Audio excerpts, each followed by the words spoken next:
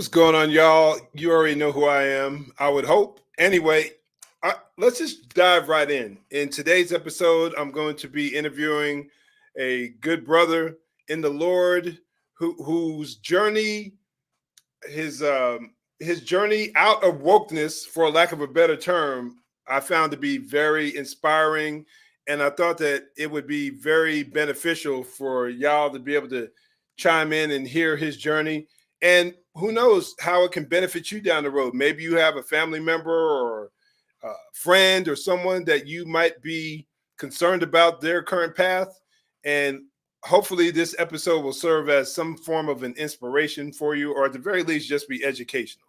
So without further ado, you already see my man on the screen, looking ever so dope and proper with that beard, working that beard over there, looking better than me. I'm a little jealous over there, but hey, you got the bald head though. You got the bald head. Yeah, I do my thing, man. I do, got a nice little combination over here. Anyway, but yeah, man, let me as you can see his name on the screen, my brother Edwin Ramirez. How you doing, brother? What's up, brother? Thank you for having me on, Eric. I really appreciate it, man. Hey, no doubt, man. I was just clicking through on YouTube a few days ago, man, and I saw you on the Alyssa Childers podcast on her show. Yep. And I had already knew a bit of your journey because you had me on your show, your channel, The Proverbial Life, your YouTube channel and podcast. So you had me on there. We talked a little bit about it, but I think some of it I may have just slipped my mind, or we didn't go that deep into it. So I saw you on there, and I was like, man, I'd love to have him on to just chop it up and just talk about his journey. So I was watching a good bit of it, but I was saying, okay, let me stop, man, because I don't want to be stealing her questions. I just want to let it flow. Sure. And hopefully this will be, and I'm confident, man, the Lord will use this in a way where it can bless someone. So before we get moving on into the details of your journey, man, just tell my audience a little bit about you, about yourself. Yeah, for sure, man. So my name is Edwin Ramirez. I have a podcast called The Proverbial Life. I think I've been doing it since 2018. Really started getting into it in 2019, going into 2020. And it's going well, man. I really just talk about all things concerning family, life, try to give wisdom. And some of that has been incorporated with my journey out of wokeism. Some of it is talk about eschatology, some just really just all of life for all of Christ, that kind of theme. And so currently, aside from that, I'm a husband, a father. I have 4 children, married to my wife now. We celebrated 15 years, man. So hey, congrats. Yeah, bro. That's exciting, man. What else is going on? Oh, pastor of a small church here in Randolph, New York. I've been here now 3 years, going on 4, or maybe going on 3 years now, actually. And that's been going really well, man. So that's just a bit about me. Right. So you say you pastor a church in Randolph, New York. So you're from New York? Yep. So I was born in the Bronx and then raised on Long Island, moved to Florida for a couple years to go to school, and then moved back here about 7 years ago. Right. So you went to school. Was it college? You went to school when you bounced out of there and went to Florida for a bit? Yep. When I went to Florida, I was newly married. My wife and I went to Florida, I think our first year of marriage, actually. And we were there for about 7 years. I was getting my BA in pastoral ministry, completed that. And while I was doing that, I was working a full-time job in pastoring. So I was doing that. Right. And at some point, we just talked about moving closer to family. And the church that I was pastoring at the time, it was a church plant, and they really couldn't afford to continue to pay me. And so it came to the point where I just said, well, we should probably consider moving on. And so we had a couple options, but we wanted to move closer to home. So we moved into the town that my wife was raised in. I got you. And where my mother-in-law and family is at. Right. Now, I'm I'm only from lowly New Jersey, so I'm an East Coast boy myself. I'm a Jets fan, so I can dig New Jersey. Right. You know what, man? As weird as it is, man, especially when people realize how big I am, 6'2", 230, whatever, 225. Man, I never was a football fan, man. Never. Okay, wow. I mean, I was always into like martial arts and boxing growing up. You like sports though, right?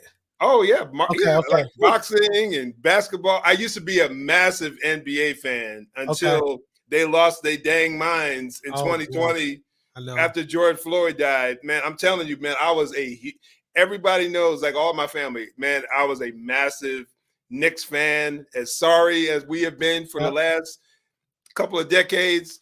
But in light of how everything just went so extreme with the Yeah. wokeness in 2020, it just turned me off, man. So in light of that, man, let's just dive into the topic. I Mhm. remember when I saw you on Alyssa's show, on the Alyssa Children's podcast, discussing your journey, you referenced how your background played a big role as far as your upbringing. Could you elaborate on that a bit? Yeah, so I went to a high school that so first, man, my stepfather was black. Mhm. He took me in. Well, him and my mother met when I was 3 years old, I think, and so he's my dad. You know, I didn't have a category for him as my stepdad until I got older. Right, So dad brought me in, and I lived in an urban community, and there was maybe 3 white people that went to my school. I oh didn't have wow. anything against white people, but you know, my interactions with white people was the cops primarily, Mm, and I grew up in the time of Biggie and Pac, and that genre of music, and so my philosophy about the cops was negative, to right. say the least.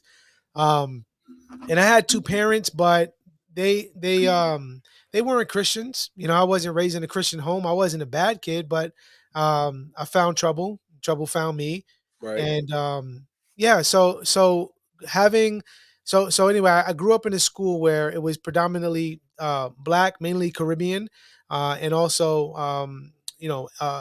what's it called, Mexican and El Salvadorian, and so there's all that, right? Yeah. And with those kind of environments, so I was it's funny, I was just looking at my yearbook the other day, and I was looking at the heightened pro-blackness that we were taught by way. And again, hey, nothing wrong with appreciating your culture, nothing wrong Right. with appreciating your background and all that, but there was this air of oppression. There was this air of we got to grind through the oppression, and there was never like an empowerment through education for me. Now there were Mhm. others, who excelled well during that time, but those were usually people who were like in the suburban areas. Right. People outside of that who just got a bad lot in life, not being raised in a suburban area. They just really, it was like woe is me kind of mentality. Yeah. Um, you know, so that was kind of my upbringing. That was like the air I breathed, to use woke language. Right. It Right. Right. was it was the air I breathed. So you grew up. So you said you're 42, I'm 42 or going on 42. going up Yep. 42. So you're talking. So we're talking. What are you talking about? Like mid to late 90s, as far as Yep. like some of your high school and things like that.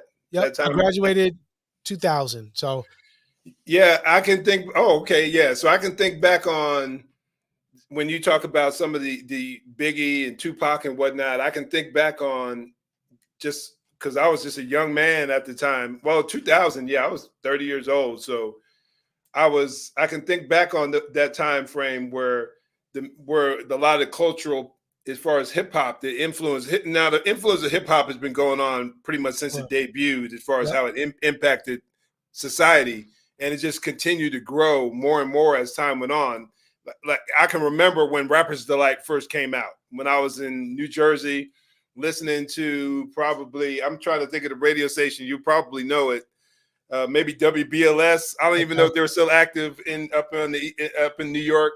But I remember the day it debuted, it came out. I was like, "Okay, what is this?" Like I was just like, What is this?" But then as the years went on, the impact that it had just grew. Especially the impact that it had when I was in the army in late '80s, when gangster rap came out. Mm. I remember the impact that had. I was just really turned off on that because I wasn't raised in the hood. I had lived in the hood for a while when my dad brought us all to South Carolina, and the gangster rap and glorifying the shooting, all the cussing and whatnot. I wasn't down with that, man, because most of the guys I listened to really didn't do much of that. But I understood also the impact that it had when they were. It was almost like the message of the street. Mhm. There, when people were really giving a lot of pushback about them perceived glorification of violence, and I would say to some degree the truthful glorification of violence. I remember Ice Cube and Easy E and Dre and all them guys would always say that this is just the life that we live. This is just our experiences. So I say all that to say, when you talk about Tupac and Biggie and those cats right there, it's Pu- like, Public. I mean, remember oh, Public Enemy. right, You know, I right. remember whoop whoop. That's the sound of the police. You know, like I just Yeah, yeah, remember, like that was the mind. I remember, man, where and this is the thing, man. I was doing wrong things and hanging out with wrong people, right? So I was right. smoking weed and I was skipping school and in relationships I shouldn't have been in. And I remember one time, man, we're walking down the block and one of my friends, we had just cut school and one of my friends flick off the cops and the cops turn Mm, right back around, have us sit on the ground, have us pull down our pants, like they was really giving us a hard time. wow. And Yeah. so did they go beyond what they should Oh have? yeah. Probably, right? Like, No yeah, doubt. but like we was knuckleheads, bro. Like we were very disrespectful to the cops. We were, but that kind of stuff was, my parents didn't teach me that. Mm, That was what I learned from my friends. That was what I learned from movies. I remember Boys in the Hood. I remember Menace to Society. Like that.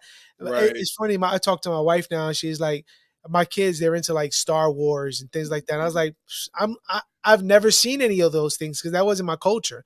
My culture was Boys in the Hood and Menace to Society. So Oh yeah. Oh it's yeah. a Oh different yeah. world. No, and you can understand, and I'm not justifying it at all, but when you're young and impressionable, Mhm. and you said you weren't raised in the church, you weren't raised to Nope. fear with the fear and in the fear and admonition of the Lord, your mind, it has a tendency to want to follow. Yep. I can recall, I always tell the story of when I was a young man, 13 years old, 12, 13, stealing from the local uh, convenience store and whatnot, Yep. and hanging out with my buddies. I just wanted to be accepted, so I did what Yep. they did. And And it's funny. Oh, I'm sorry. Go ahead. yeah, real quick, man. And the life that I went down, I could see the path that I was heading down. And then one summer, my mom realized that I had a bunch of magazines, and she knew my allowance was only $1.50 a week. And she was like, "How you get all these Uh, magazines? Where'd you get all this from?" And I tried to him and haw around the answer, but then finally I said I came clean and admitted it to her. She held that over my head the entire summer. And let me tell you something. How did she hold that over my head? She said, if you act up at all, I'm gonna tell your dad what you did." And mm, that was all I needed, because I knew the hammer would drop on me like never before if he found out that I was stealing.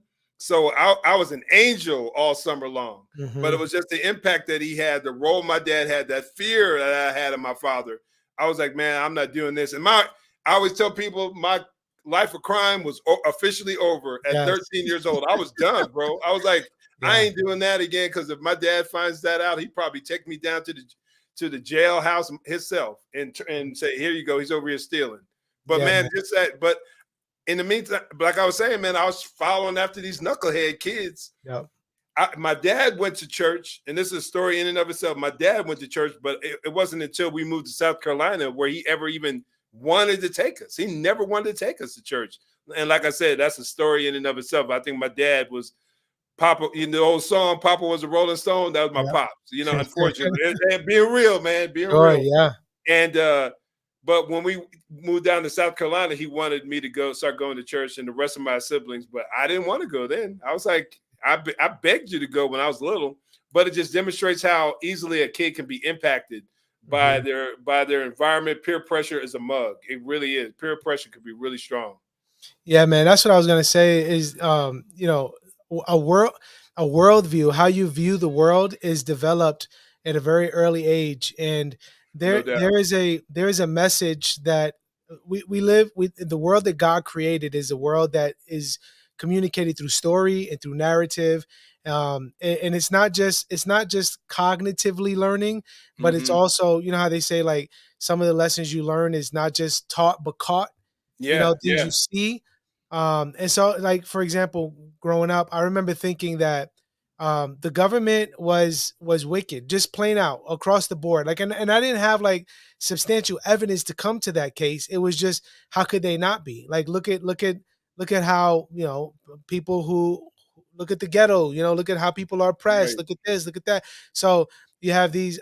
It's crazy, man. I didn't have categories for this, but I was I wasn't I didn't have like categories of Republican and Democrat, Yeah. but my mindset was Democrat good, Republican evil. And the reason Oh yeah. why is, right, because Democrats help the poor people. Democrats help people who are oppressed, and Republicans help, rich people. And I'm not advocating for Republicanism. I'm definitely not advocating for, them being a Democrat.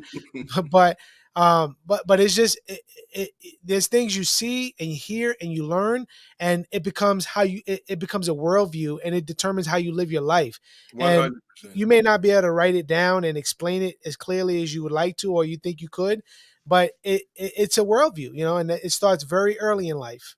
I remember telling my pastor here in town, and he's white, just to make a point of reference. Yep. Good man. I love him to death. And he and I were just having a conversation about the state of the world, and it was around 2020, 2021.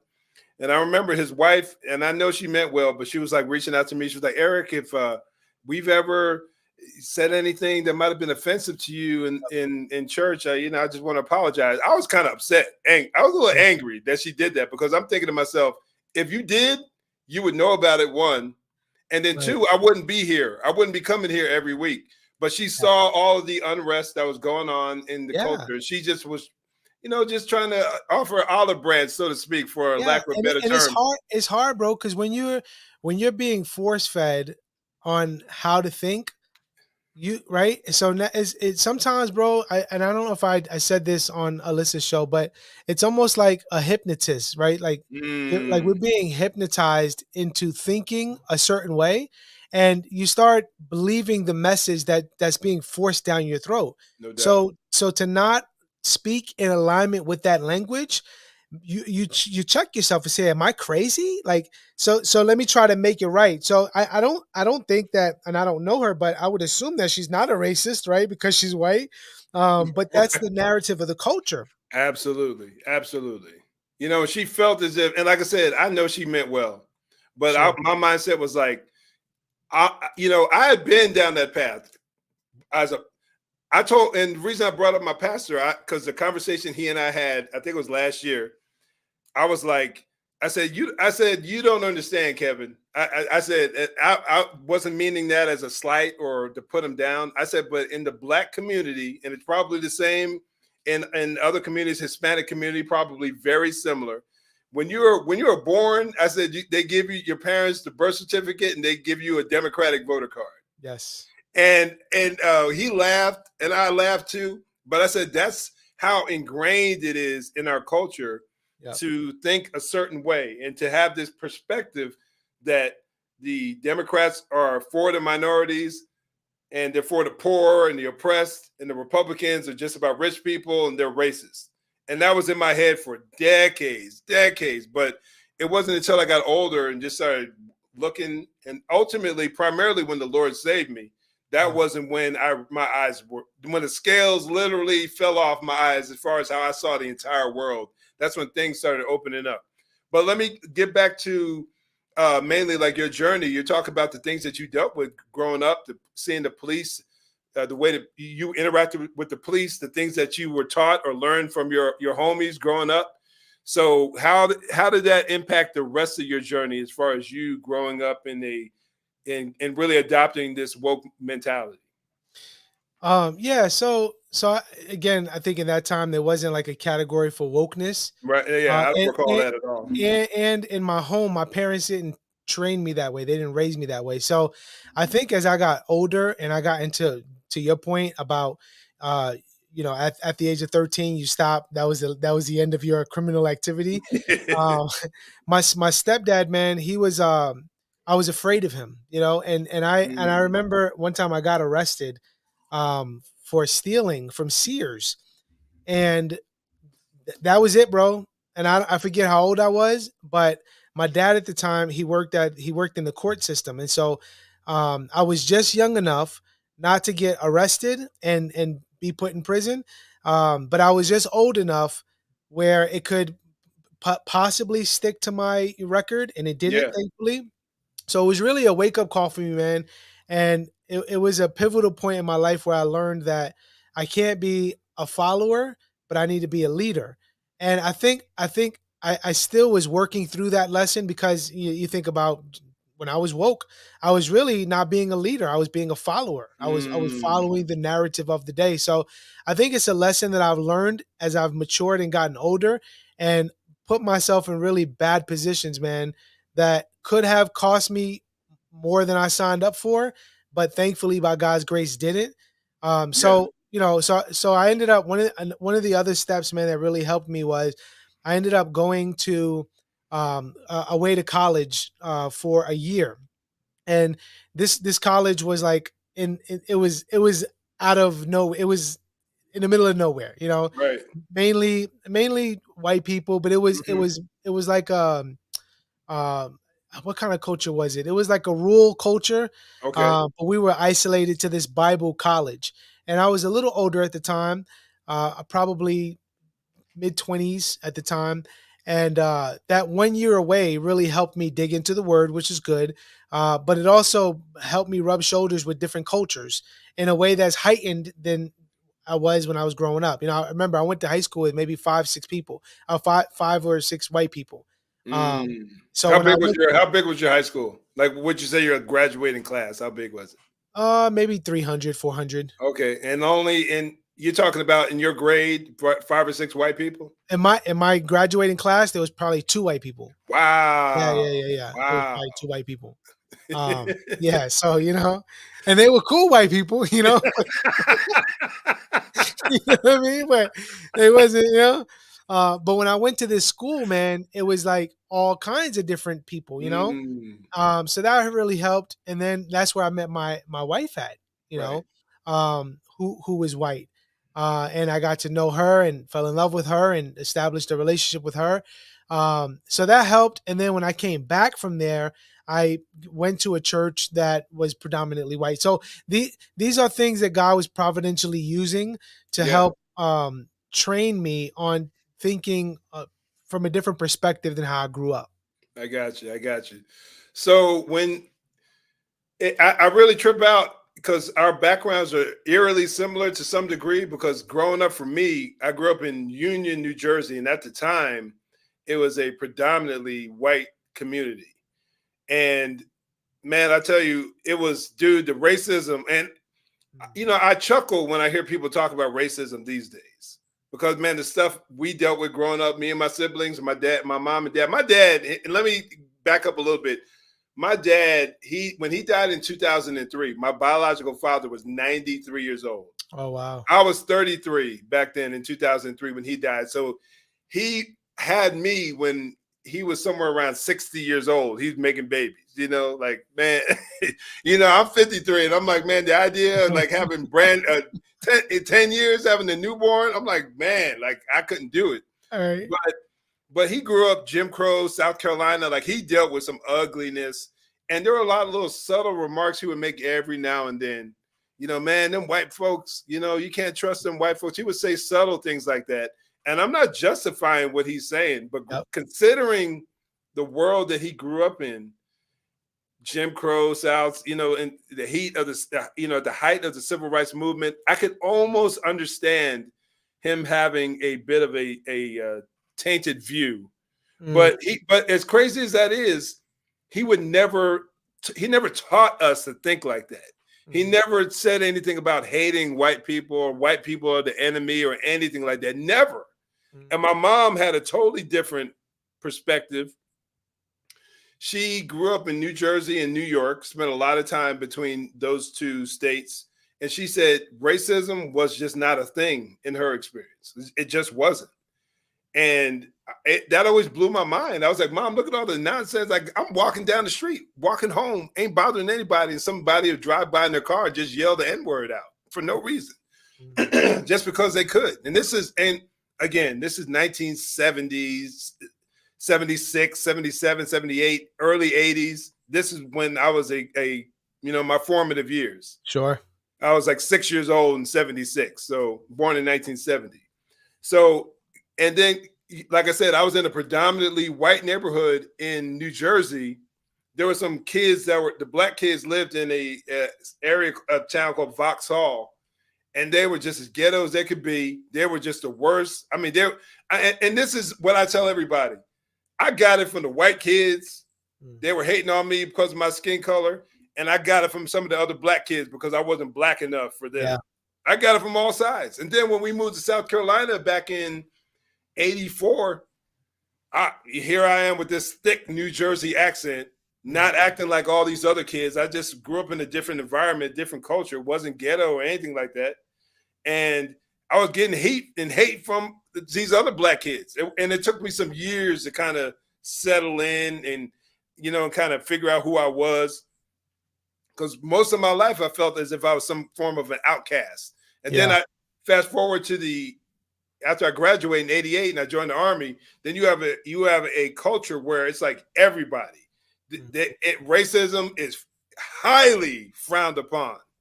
If you even says something that would remotely be considered racist, man, they would pounce on you with the quickness. And you got people from all walks of life. And it was really good for me to be in that environment. Because if you think about it, just throughout the course of my life, I was in environments where I was around predominantly white folks, predominantly black folks, multicultural environment in the military. But still, even with all that I went through, I still developed to some degree, because you talk about how certain ideologies are caught, and it was still the same mentality that as a black man, the police are the enemy. White folks, you can trust some of them, but you can't trust most of them. It was a lot of that, man. And I know how much of a role how much that impacted my life. And plus, you're talking about the TV shows I watched, The Jeffersons, All in the Family, Good Times, Sanford and Son. There was a consistent message that, Whitey, so to speak, just couldn't be trusted, or he was somebody you really couldn't. You just really couldn't depend on. So I tell people nowadays, man, that when you look at the big picture, I say, when you understand this whole, especially nowadays, this whole woke push, I can understand it to some degree back in the '70s. But nowadays, with the way things have radically shifted, I really have a hard time understanding how people can really buy into the idea that we are still oppressed in 2023, 21st century. I've always struggled with that, man. I don't want to get too far ahead because I know. No, but I think I definitely agree with you. However, I think, the same thing that I believed growing up because of the messaging is the same thing that's taking place with these younger people that they're believing because of the messaging, right? So, you can be deceived into believing anything if you don't think for yourself, and if you don't have the tools to think. And I think that was for me when I got wrapped into I was just talking to my wife about this. It was like night and day. I was pastoring a church in 2013, 14, coming at the end of 15. And then we moved down from Florida to New York, or moved, up from Florida to New York, in 2016. And it was 2016. And when I was woke. And so and that stuff doesn't just happen, but what was it that was building up? I think some of it was I was burnt out, emotionally tired, a little resentful, hurt, and also seeing deficiencies in myself as a man. Let me jump in real quick, bro. When you said resentful, like, what were you resentful of? I was resentful of my circumstances at the time. Okay. I was emotionally and physically tired. I'd graduated, I'd worked 2 jobs, and now, there were some things that led up to me stepping down from the ministry, and those I think I wasn't emotionally mature enough to work through issues then, and so then they, instead of taking responsibility, I ended up shifting it and blame shifting. Right. So like, well, it's because of them, it's because of this. And there you go. right? There goes that's the seed bed or the bed seed for this shifting responsibility. So now 2016, 17, 18 come, and you got Colin Kaepernick, you got police shootings, Trayvon Martin, Trayvon Martin, Eric Garner, Eric Michael Gardner, Brown. and at the time there's this, because it's interesting, man. I forget who did this, but as a sociologist, he did a study on this and said, like, the reason why those events, more than, because this isn't like it's never happened before. There's always been Right, police shootings, right? But right, right. it was social media that really crystallized these things, and so now people had the ability to pull out their phones and record a situation, and now you see it instantaneously. So I just remember there being a flood of information that I didn't. I had a category for reading and I had a category for thinking, but I stopped doing that. I didn't Mm, think objectively. I just took in information based on what I saw, the emotion of where I was at that time as a man, and or lack thereof, and then misapplied this information in a way and made it into a victim mentality kind of thing. I got you. No, that makes sense, man. I was going to ask you, but you started heading there anyway. So, was it like the one incident that really pushed you over the edge? Was it like the Trayvon Martin case, or was it the Michael Brown? Eric, was it one of those events that So really kind of pushed you over the edge, or was it just an accumulation of I think it was both. I think it was different? accumulation, but I looked up. I went on right before we spoke. I said, "Well, let me go back because this has been so long ago, brother." Yeah, yeah, yeah, And so I said, "Let me go back and look up what took place in 2016," and there was a lot, right? So if you type in what took place 2016, you'll see all that took place. And one of the things I remember, not clearly, but clear enough, is the Flint. With the dirty water in Flint, yeah, yeah. and thinking, hearing the narratives, racist, this is against black people because look at the dirty water and all this. And I just remember having that as a bookmark in my mind, like, oh, you see, and then equating it back to a benchmark I had growing up. Yeah, that's right. White people are racist, and the justice system can't be trusted. And I just had those things that I thought that I died to when I came to Mm, Christ. They resurfaced wow. when events like this took place, and then it was just a snowball after. It just kept piling on. Yeah, man, those like 2014, all the incidents that we brought up, man, it was like, and then that's when BLM came on the scene. Yes. And there, at first, people were like, what are they talking about? But then as time went on, more incidents started happening.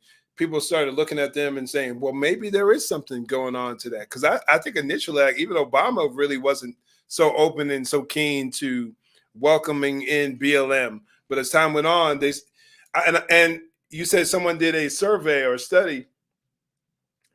There's no doubt the impact that social media played Mhm. in pushing a narrative. And then you add on top of that a mainstream media that only views things that primarily, I can't say only, that primarily views things from a specific political slant.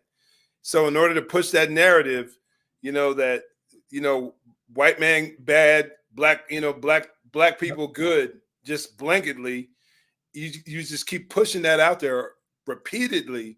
Eventually people who again don't have a proper category or don't have that level of critical thinking will just assume Yep. these things to be true. And Yep. that was one thing, like specifically for me, the Lord saved me in 2010, and I was blessed to have been because I grew up a professing believer, and man, just living like the world and Mm. professing Christ and womanizing. I mean, it was just terrible. But in 2010, when the Lord really got a hold of me, I was blessed to have my eyes or to be introduced to sound, solid biblical teachers, pastors that really challenged me, not just especially in the area of apologetics. Mm. So, and I'll say how this one factor impacted me as far as my overall critical thinking. When I used to struggle with the issue of evolution and creation, I was like, man, these evolutionists sound like they have so many solid arguments. But Mhm. I remember watching this one, I don't even know if he was a pastor per se, but just this one teacher discussing the issue of evolution. And he said that when you read these articles from a lot of these evolutionists, look for, and he used the term fuzzy words. You'll see the headline will say, new evidence shows that man has evolved from African apes or whatever. Yeah. But then when you read the actual article, you'll see these fuzzy words that read, it is perceived, it might have been that we evolved, or it could be. And they said, pay attention to what's going on. The headline, most people are just headline readers. Yes. They read the headline and then that sinks into their head. Very few people will actually read an entire article. So once I started learning that, it just really impacted my overall understanding and thinking. So and then on top of it, I was a police officer. I had left I had been working in corrections for the vast majority of my law enforcement career. And in the end of 2006, in 2007, I went out to the streets and became a patrol officer out here in Vegas. So you couple my actual work experience as a police officer on the streets, my time in the jail and in the prison system, working, dealing with the criminal element, seeing how they really think, having deep conversations, or interviewing these guys. Then the Lord opening my eyes in 2010, then learning how to think critically. It really impacted the way I thought. And then slowly but surely, my politics changed. My views on the abortion issue radically started shifting because I was being challenged. I was reading the word and I'm like, how can I continue to support or just kind of be willy-nilly or think halfway on a specific topic when God is so adamant about life? Yeah, man. God hates the hands that shed innocent blood. But here I'm over here supporting a political party that is one of their top its platform issues, one of their top issues. Yeah. And I was just really being challenged subtly. And then eventually I got to the point where I was just like, because in 2008, I remember voting for Barack Obama and shedding tears over him being elected. Now, I still think it's a pretty pivotal moment in our history, especially considering where we came from as a nation. I think it's still a major pivotal moment and a powerful moment. Yep. But the things that he brought to the table as far as the impact that he had culturally, the rampant push for the LGBT movement, the push for radical push for abortion, all the other issues that went along with it, I think it was way more harmful than good ultimately. I think it did our country, we took a major left turn and not in a good way. Yeah. But man, I say all that to say, just to get back to the point that you were making, when it comes down to the issues of thinking, being able to think critically past these issues. So I'll bring it back to you. How was it that you said that you still wrestled with, you were born again, but when you started seeing all these things happening in the culture, you started having these personal experiences where you really wrestled with just because your background.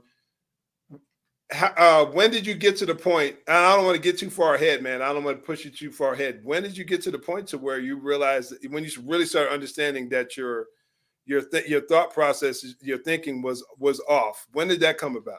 Yeah, so there were a couple of things, and I would say let me answer the question first, and then say the next thing. Okay. It was when I took the thoughts that I believed or that I thought were true, and I communicated them on social media. So I would repost an article, I would repost a picture, I would repost a video, and then I get pushback from people, and like. You're talking about like an article, like maybe Colin Kaepernick talking about Kaepernick, Colin Kaepernick or Shannon Sharp would say something, and it was like, yes, he's speaking for me, like he's articulating, he's in a place of power where he can communicate how I feel and what I believe and what any man who has eyes can see. Like, look, there's racism, there's oppression, there's this, there's that. And so I started sharing those things, and I was getting some strong pushback from people. Okay. And I remember, man, it's crazy. I remember being, again, this idea of being hypnotized. I remember thinking, I saw what they were saying in response, but my guard was so up that I Mm. couldn't, it didn't penetrate. It didn't hit. I was So like, you heard oh, the points that they were making. barely, Oh, right? okay, okay, So like okay. I read them and I went in with the presupposition, like, no, you're wrong. And but really one of the things that threw me off about some of these people is that they were people of color, right? So like there was Oh, wow, black okay. people hit me up and Hispanic people, and I'm like, you of all people supposed to know this, right? I get it if this guy don't get it, you know what I'm saying? But like you and like there was a whole story behind that. Oh, this is Uncle Tom or this person. Right, right, right, right, So there's always a counter argument. It can't just be no, you're wrong, or like you should test what you believe in light of what the evidence is based on what others are saying. So I went through a stage like that, and one of the things I think that probably kept me in woke ideology longer Mhm. than I probably would have. Ironically enough, people like David Platt, Okay. Jameer Tamara Tisby, Tisby, Lamar Tisby, some Matt Chandler. Chandler, Ligon Duncan, Mm. some of those people assisted me because it went from because at one point I didn't have I think it was the MLK 50. Oh, Um, yeah. it was that, right? So it was like now I got more arsenal from a Christian perspective. Like I remember reading I just started. I just when I was growing up in high school, man, I read like pro black literature. Like that's James Baldwin, Malcolm X. I was fascinated with those Okay. stories, right? Because I was fascinated with slavery, the story of slavery before the Mayflower. I'd read all these things, and then coming out of that, and now growing up, but now being a Christian, I needed to know that I wasn't alone, and that I didn't just have secular voices, but like, Right. look, like these are theologians that helped me when I was in my like new Calvinist stage, Mhm, mhm. they taught me about God's sovereignty and predestination and all these high theological topics at the time that I wrestled with. And so, like, of course, they can be trusted. Listen to what they're saying. Like, they're using the Bible to explain oppression and the problem with whiteness, et cetera, et cetera. So I think those things helped me. And then, but I was going down a dark road, bro. I threw reason out the window. I stopped thinking critically, and now I stopped thinking for myself. Now I was kind of tagging along. Well, of course it's true. Matt Chandler's saying it. David Platt is saying it, Right, right. right? And like Men put my that are highly, highly respected, especially in highly the respected. reform community, Yep. big time. And I started losing friends, some close friends, man, people that I hurt based off some things I said and things that I done. And I started getting into Robin DiAngelo, and man, that really messed me up, bro. How so? Um, just because What was the name of the book she wrote again? White Fragility, right? White Fragility, but there was another one she wrote. I never read White Fragility. There was Okay. another one she wrote that I don't have with me, but it's just crazy, man. I remember asking my wife to buy me this book. Now my wife is white, okay? Mhm. And my wife she's a good woman, man. Um Submissive, but strong godly woman, with that, right? Amen. And so I was going into this philosophy, into this worldview, and she would disagree, but she didn't know how to combat me. She didn't know how to like push against me, right? So Right, right, right. she would ask questions, and that was something that always hit me, because her question they were great questions, but they were questions that were leading me to think objectively, and I thought I was teaching her, but she was really teaching me through her Mm. questions, and God was really using her, man, her patience with me. But at one point, man, I questioned by reading D'Angelo and other people. Um, I question, man, like maybe I did make a mistake, man, in marrying my wife. Wow. I remember one time my wife asked me, "Do you think?" Actually, I'm looking at the book right now. It says, "What does it mean?" Yeah, what does it mean to be white? Robin DiAngelo's Mm, book. mm. That's over here on this side of the library, um, so I remember she said, "Do if what you believe is true about these things, do you think you made a mistake in marrying me?" And I remember answering her quickly. I was like, no, of course not. Da da da da. Like, you got to learn the language. God is sovereign. I get it. But like, kind of, it is what it is. We're together, and I love you, and da da. Right, But then right. I started thinking about it. That's a really good question, because that's where this idea leads to. Of course, Mm, of mm. course, I made a mistake, right? Like that's the thinking. And so, um, that's where Robin DiAngelo, and that's where uh, Tisby, and that kind of thinking was leading me. Wow, wow. So once you came to that realization, like, what was the next step? I mean, I know it wasn't like the next day. You're like, man, this is garbage. Yeah, So how did the process continue on? You were yeah, getting a lot of pushback from a lot of, minority brothers and sisters, I'm sure, should on have known. social media.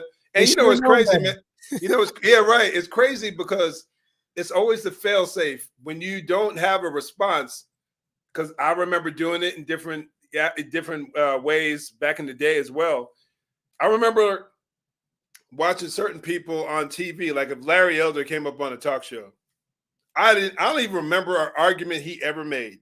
Mhm, All I knew was just that all his talking points sounded like a Uncle Tom, mhm.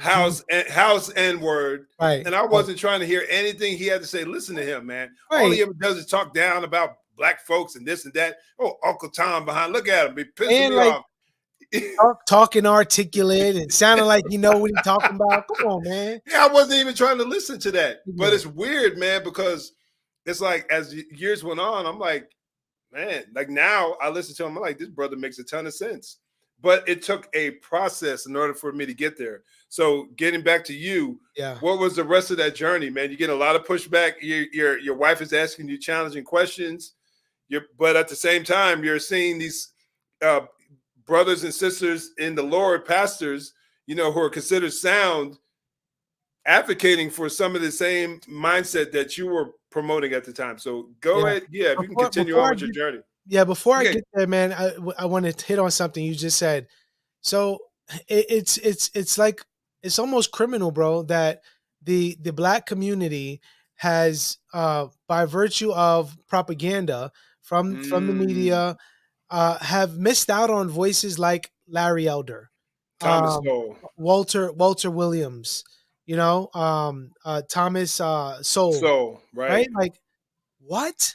right, right. The general, the general that we have, Colin, Oh, he's what's not his name? Powell, but you're thinking about Yeah, the other Powell. one. I mean, talking about Powell, or Ben. I'm sorry, Ben, yeah, you're talking about Ben Carson. a brain surgeon. You know what I mean? Like, Ben Carson. yeah, Ben Carson. So it's like, here you have like men who are wise and older and successful and worked hard, right? And Right.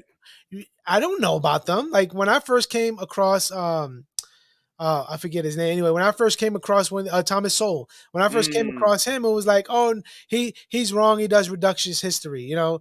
He's a coon, and then this and then that, and it's like, oh, right, okay. right, I'm right, not right. going to read him. I'm not going to listen to him. It sounds like he making sense, but I'm not going to listen to him. It's like, it sounds like what he's saying is making me, like, I had these arguments in my mind, and I would come across a Thomas Sowell, and I'm like, oh, like, that's a really good answer. Like, that kind of shuts down my argument. And then I would Mm. kind of check myself with another brother or two, and they'll say, nah, he's a reductionist. Don't listen to him. Oh, okay. I won't listen to him.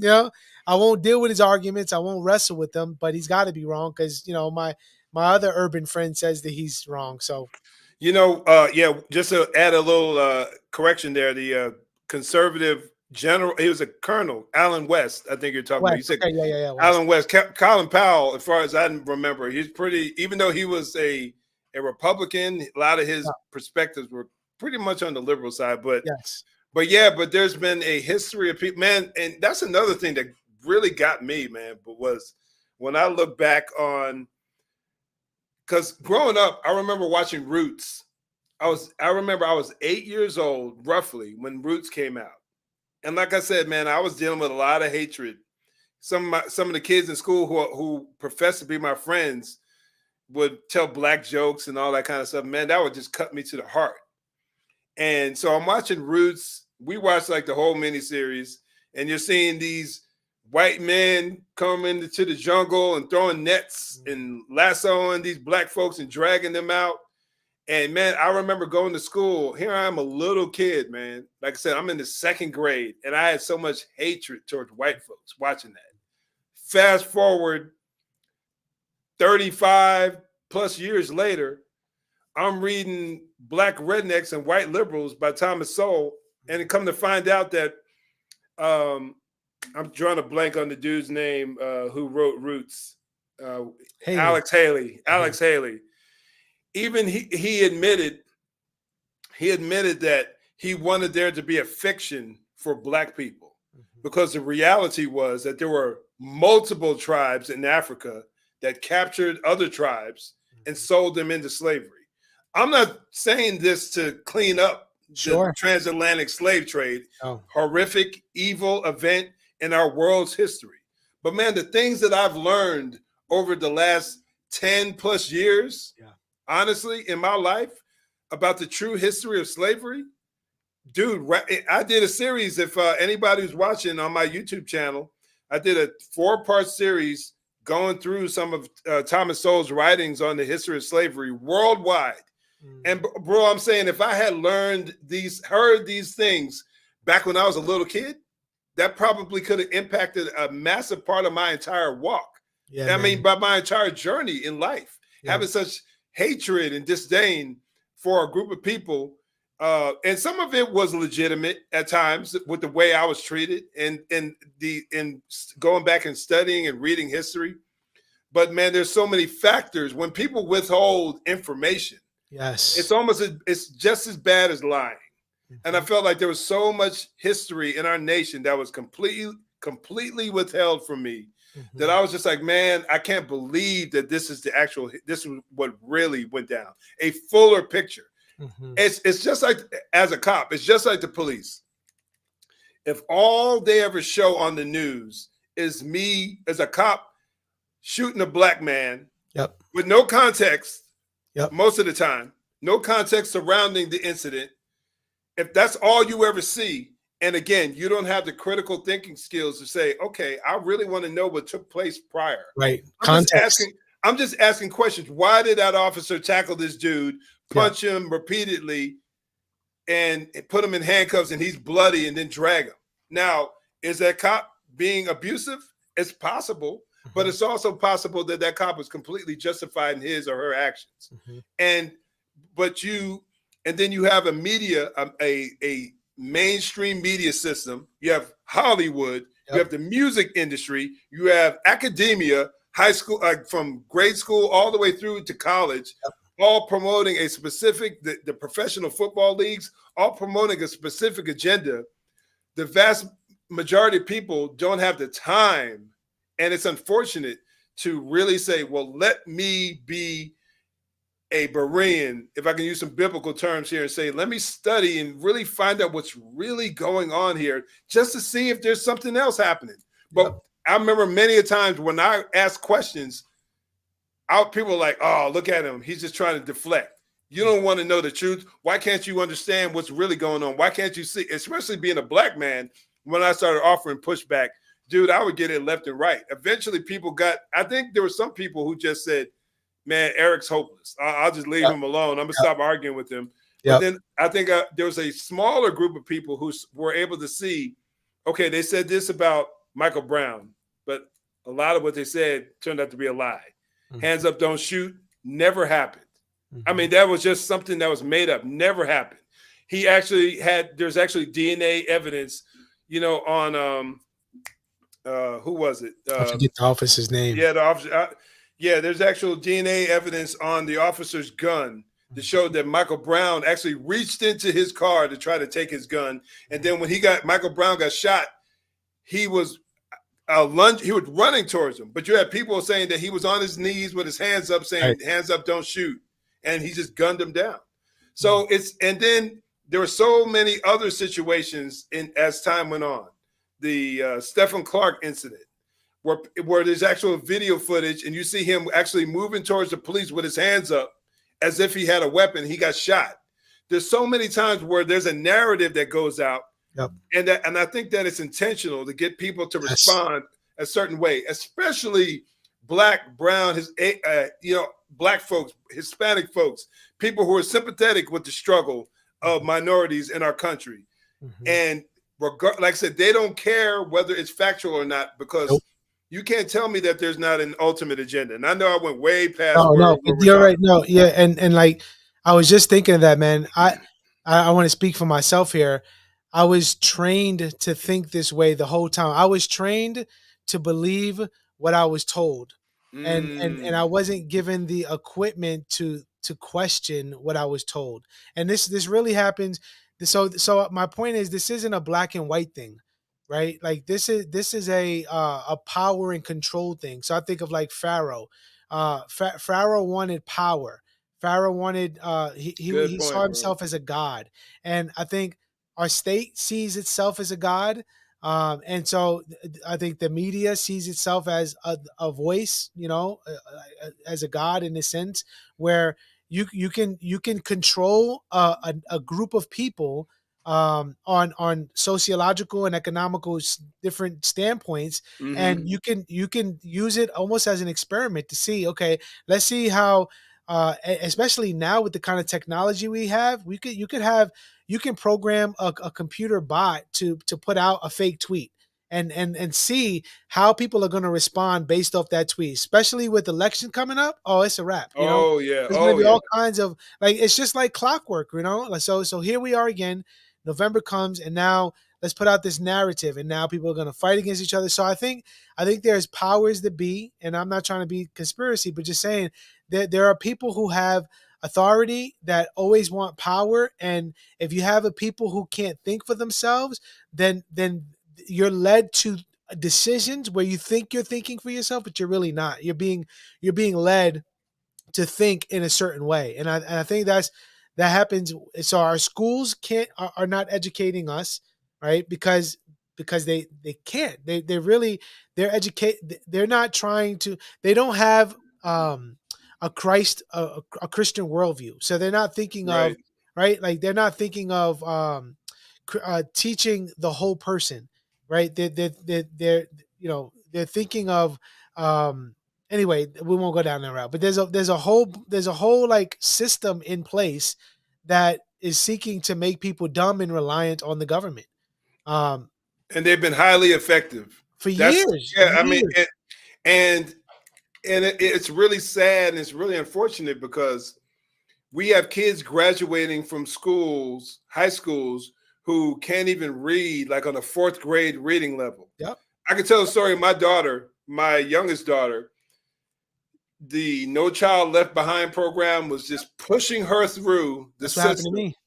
pushing her through the system. She graduated, man, what year did she graduate? 2016, 2016 from high school. And they just pushed her through the system. And that girl's reading was terrible. So there was a time where, before we left Las Vegas, we moved to Arkansas for a couple of years. And she was having some issues in school, getting into fights because she was getting bullied.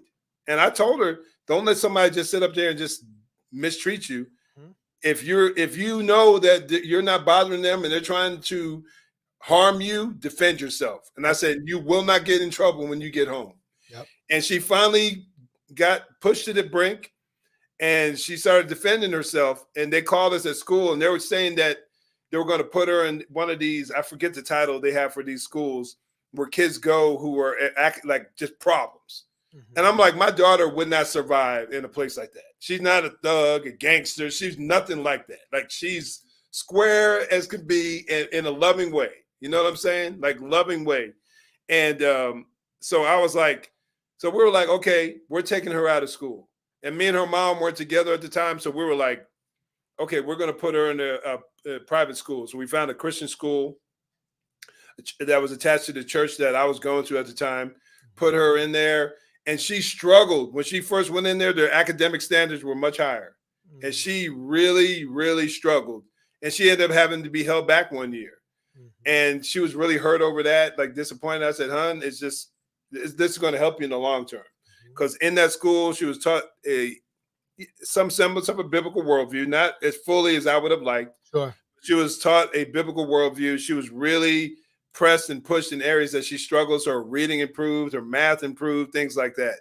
Mhm. So you're 100% right, man. When you talk about a system, and it's we don't want to say conspiracy theory, but when something happens, Yeah. and you see an agenda behind it, and it happens repeatedly, Yep. because how else do you explain the fact that us as Black folks support there's some of us, there's many of us who support school choice, like put your money, being allowed to take your tax money, Yep. excuse me, and go and take your kid to a school that's going to benefit them instead of a school that graduates at such a low level and doesn't teach your kid any skills.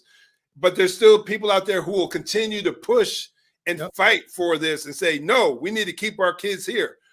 Where Right. you name to me any other place in the world, it's like going to a restaurant that serves bad, crappy food, Yep. and it sucks, and you get sick while you're there, but you're going to continue to go there. Well, give them more money. Maybe they'll get their act together. No, Right. it don't work like that. It doesn't Mhm. work like that. But somehow we've been convinced that, okay, we're going to keep putting our kids in these bad schools, and then we're going to expect things to change. Right. So it's a clear mind control to some degree, as Roxy pointed out, one of the individuals, a friend of mine in the chat.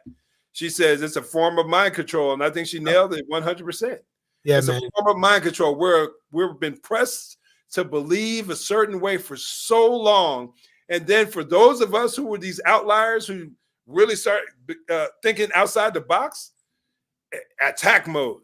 Yep. They send the dogs out after you to say, okay, to try to, if they can't get you to change your mind, at the very least, they'll try to push you to silence. Yeah. Where you say, you know what, I don't want to talk about it because every time I post this or post that, I get attacked. Yeah. And, so it's wild, man. Yeah, man. We got to break those chains, man. I think an interview like this, conversations like this, and I think, I know we don't, I think faces like this, right? So like, I hate to use their narrative, but like people of color and people who successful and are doing something with their lives, Right. that means a lot. It means a lot. Even if for me, it's like, okay, I don't care if the person is white or black or Hispanic or whatever, who's speaking. I want to hear them and see what they're saying. But like for some people, that really matters. It really matters that That's very someone true. like Very me is saying a message that's contrary to the predominant message. And so, I think, and that really helped me. So to transition into your question, which you asked me, what helped me was, so at the time I didn't know this at the time, but I was coming to the tail end of this wokeism. But right before the tail end of it, I got a job at a community college, and I was I was the token guy. I was, and I didn't know it at the time, right? Because the pay was really good, and but it was a grant. It was a grant position, so I was the coordinator for the Hispanic Success Center, and they hired me because I'm Hispanic. By the way, I don't speak any Spanish. Right? He'll do. So they hired this guy who doesn't speak Spanish, but I'm You're good enough. Right. I'm good enough. Brown skin, good enough. Yeah, brown skin, Ramirez last name. energetic, right? What else? Has some pastoral experience, so works with people, all this, networking. Right. But it was a token job. It was, and I realized it. It's funny. I realized it toward the tail end. It was like an 18-month grant, and I realized it toward the tail end. And right around the time I realized it was when AD Robles started making his videos. Gotcha. So I remember, and I don't know how I came across his videos, but I remember listening to a bunch of James, what's the guy? He used to work for Union. He was like a theologian professor.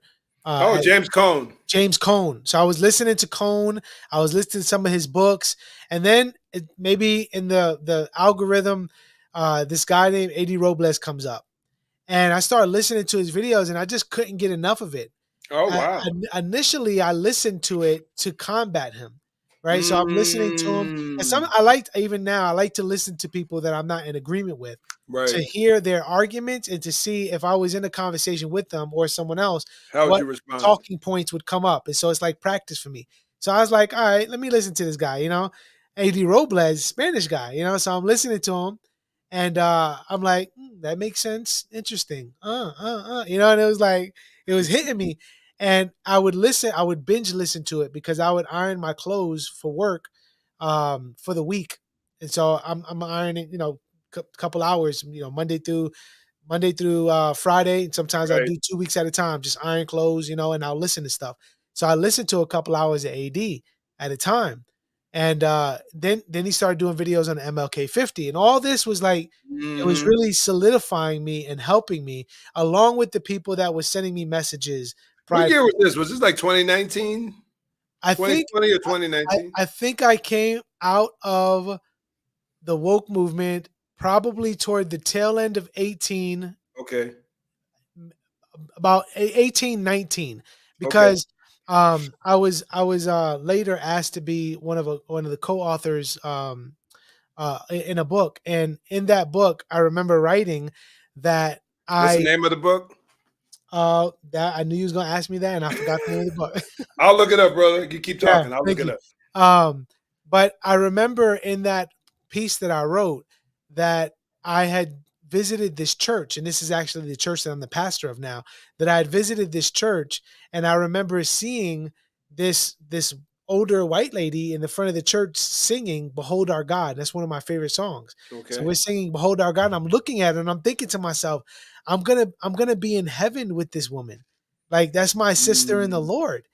And I just remember, on top of like the people messaging me, hearing AD, my wife's questions, and like now being at this church and seeing this woman, it all like hit me like, wow, I'm wrong. Oh. It just dawned on me like I'm wrong. And so then I listened to AD, and then I went to the Just Thinking podcast for a bit. And then just came across other people along the same lines. And it was like, then I started reading some books, and I was like, oh, got it. So that's Shout, how that shout, transition. shout out to Virgil Walker and Daryl Harrison over there with the Just Thinking podcast. Are they still doing their thing? Yeah, I don't know I actually. haven't seen them, man, because I know they've been running around busy doing other things, man. Yeah. But yeah, man, that podcast was big. My personal, I can't say that I told you basically how I ultimately moved away from, more of a liberal perspective, getting saved and just learning how to think critically. But there were a lot of people who were instrumental in that journey. And one of the probably, I don't know if you're familiar with Will and Mickey Addison, Aaron the Addisons. Yeah, They used yeah, to have yeah, yeah, yeah. man, I'll tell you She what, was they're helpful too to me. She was helpful dude. too. Man, I'm telling you, man, them two right there, they're Aaron Addison's radio show. And I know that they left like American Family Radio. Now they're doing their own thing. They have a YouTube channel called Culture Proof. And Okay. they're building that up. It's like they just recently stepped out of that and started doing the Culture Proof. But man, their daily morning show, which was like 2-3 hours long, that really impacted me tremendously. And I mean, there were a whole host of other people, man. It just really helped me along the way.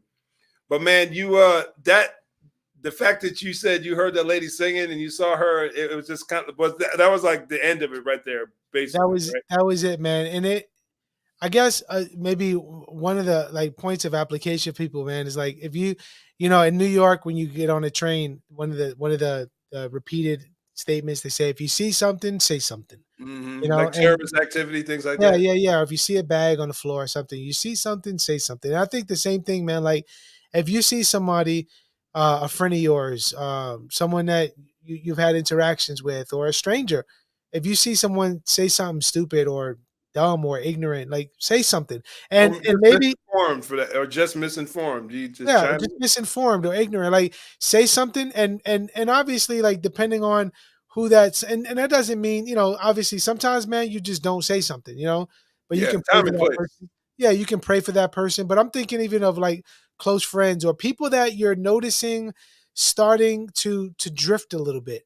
I think that initial pushback is really helpful, man, because when you encounter resistance, this is what I noticed, man. When I was being resisted, when my thoughts were getting pushed back against, Hmm. it almost like I got punched in the mouth, and I like it took me back because Right. I was expecting people to agree with my thinking. And Right. so I didn't change right then and there, but it was a footnote. It was something that the Spirit of God was going to use to remind me and build up the case. So then by the time I saw that lady at the church, there was a stack of evidence already. Like Hmm. of all the things and all the pushback and all the contrary ideas that I had heard. And if it wouldn't, if everybody would have like looked their own way and not said anything to me, I don't know. I mean, I probably would have been down this route. Maybe would have had a Right. divorce. Right. Maybe would have had the affair. Wow. Who knows? You Wow. just don't know. But all it was people pushing back against me, man. And ultimately, it was the Lord. The Lord Amen. taking me out of that. What would you give? Because I often get people asking me this question when we're discussing this issue. What would you say to, and you pretty much summed it up, so that it may be what you just said, but what would you say to somebody? Because the folks who have the hardest time from just listening to people and conversations I've had are white folks who don't agree with a lot of this wokeness in this social justice culture, but they're intimidated. They're intimidated because the narrative that you're a racist, you're a bigot, will be thrown in their face automatically, and nobody wants that title. Nobody wants that label being put on them. But what would you suggest to them when they come across someone spewing this false information? How would you suggest that they respond?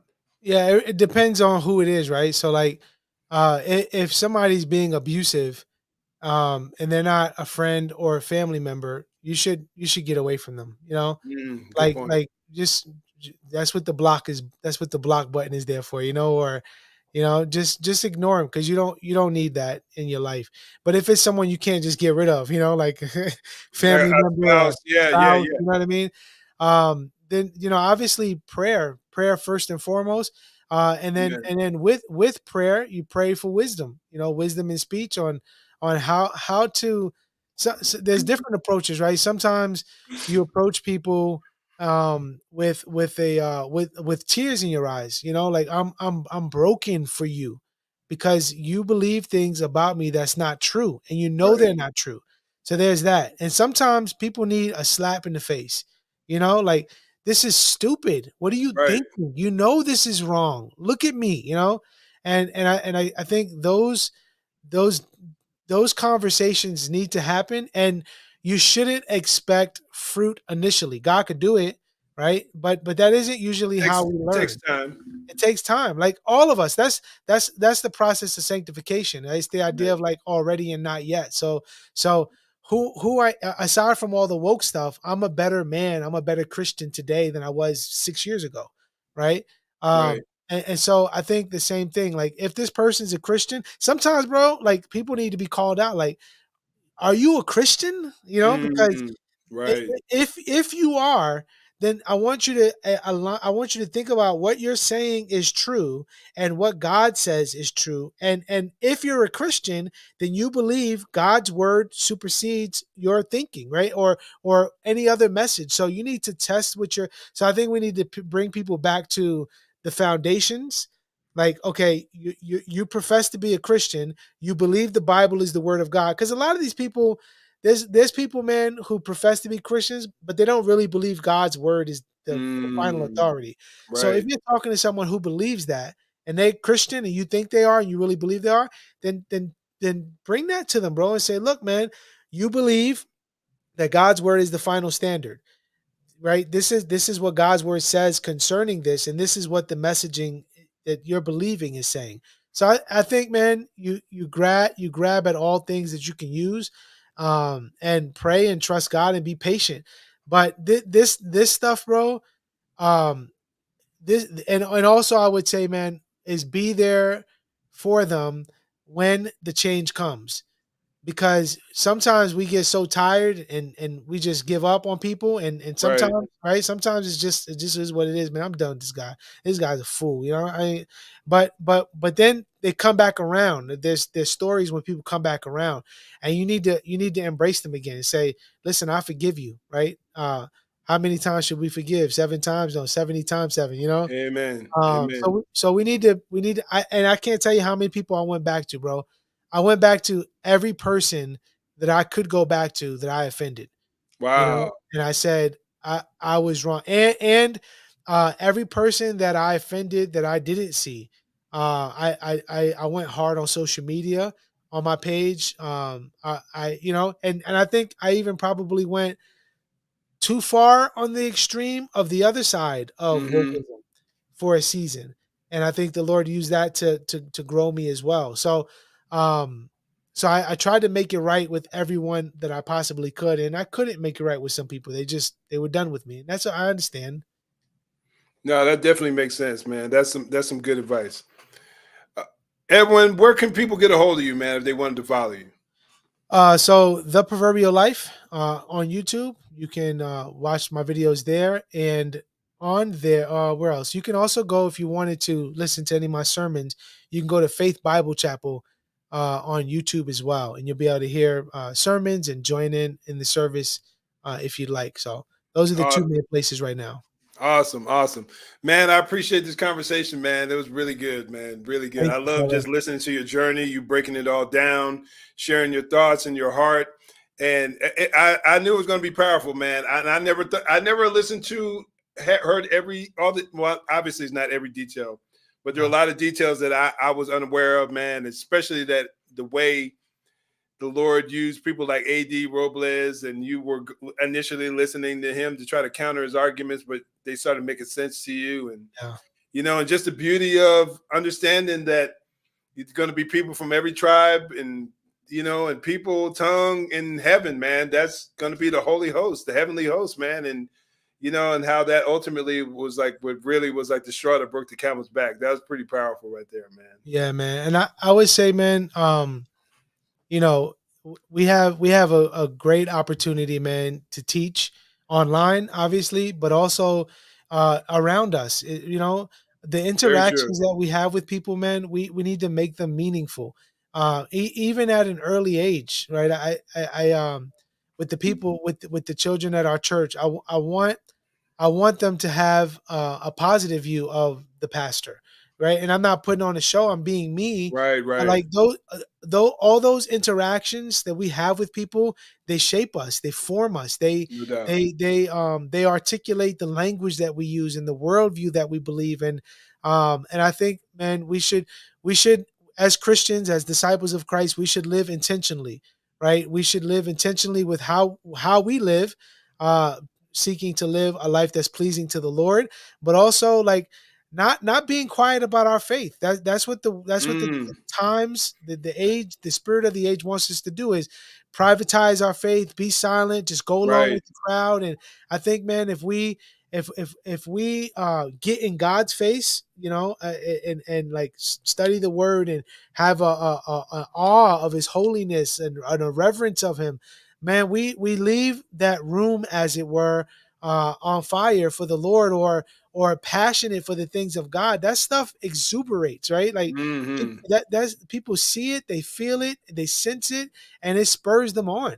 I tell you one more thing, man. You and I talked before we got started about Right. exercise, working out, and that's something I've been doing more lately, is being intentional about exercising, working out. And on my Instagram page, I'll post a video or I'll post a picture, and it's a crazy picture, me sweating and I'm like Yeah. this, um, and it isn't to say, oh, look at me, I'm working out and you're not, but what I'm there's a couple of things I'm doing. One is it's my accountability, right? Like Mm, Edwin, you're going to keep doing this. You told people that you are on this journey and that this is where you're at and this is where you want to right. be. So like, keep it up. Like, don't do that. And then the other thing was, I want to spur people on, bro. So this one guy reached out to me in a private message, and he's like, uh, what you're doing, bro, it's like a white pill. And I don't know the pill language, red pill. Hmm. And I got the red Right, pill. right, right, I was right, right, like, right. what is white pill? And so I looked it up online, and basically it's like someone who like motivates you, someone who spurs you on by way of their actions, right? Someone who isn't thinking pessimistic but optimistic and living optimistic. And like so going back to my point is that um people are watching, people see, right? People see how you treat your children and your spouse, and Yes, yes, your devotion to the Lord, and the serious that your theology applied in your body and in your mind, and it's not just spiritual but it's physical, and it's no doubt. so all that matters, bro. And it's a rebuke to the culture. It's a rebuke to the devil, right? It's a rebuke to the lies of our culture. And so the more we have people living their faith out loud, bro, the message of Christ and the new life that we have in him is far more powerful, bro. Satan has to work through trickery and magic, Mm, to deceive people, no doubt. where we have the spirit of God, bro. The spirit of God brings change into the hearts of people. So I would just say, man, live your faith out loud, live it privately before the Lord and make sure it's true. But then also like live it out loud. Don't live it, right? Don't hide it under a bushel. Like live Yes, it out yes. loud. Amen. Amen. Man, there's nothing left to say after that, brother. I appreciate you for joining us today. I Thank you, brother. appreciate everyone in the chat. I don't know about y'all, but I was definitely blessed by today. I'm pretty sure that everyone else was. We had a lot of good interactions in the chat, so I'm very much appreciative of y'all. Once again, tune in on Lord willing on Friday. I'll be back with another live show. Don't know what the topic is, but I should be back on Friday again with another live show. God bless y'all. Thank y'all for being here. Y'all have a good day. God bless. Peace.